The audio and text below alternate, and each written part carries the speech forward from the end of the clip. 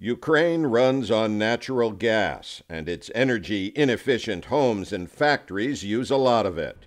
The gas comes from Russia, until recently at a bargain price. But that changed when Ukrainians ousted their pro-Russian president in February.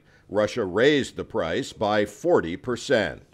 Ukraine's new leaders have a dilemma, says energy market expert Pierre Noël of the London-based International Institute for Strategic Studies.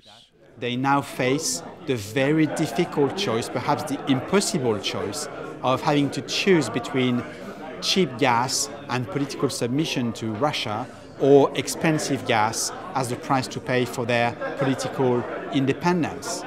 But Noël says Ukraine had been extracting a steep discount from Russia for decades because it's home to the only gas pipeline to Russia's huge market in Western Europe, and that was going to end anyway.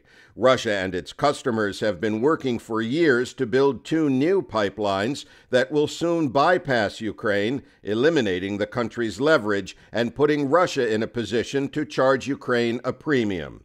That's bad news for consumers and business owners like Kyiv restaurateur Yuri Gelfat.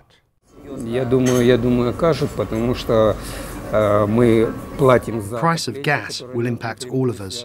It affects heating, hot water. Higher utility payments will mean we have to increase our prices.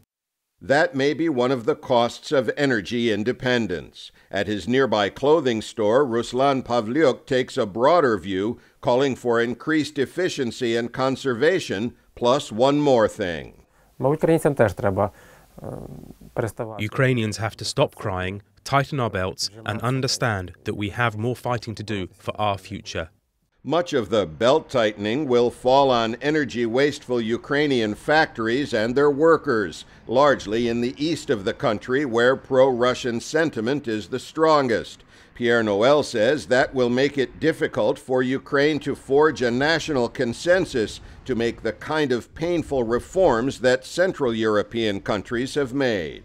Ukraine is fundamentally split along political and economic lines between a part of the country that may be able and willing to go through that, and a part of the country that simply has no interest, no willingness, and simply will not do it. Noël says a political deal that enables the East to remain economically tied to Russia could ease the problem and give Russia the foothold in Ukraine it appears to want without further compromising Ukraine's sovereignty. Pessin, VOA News, Kyiv.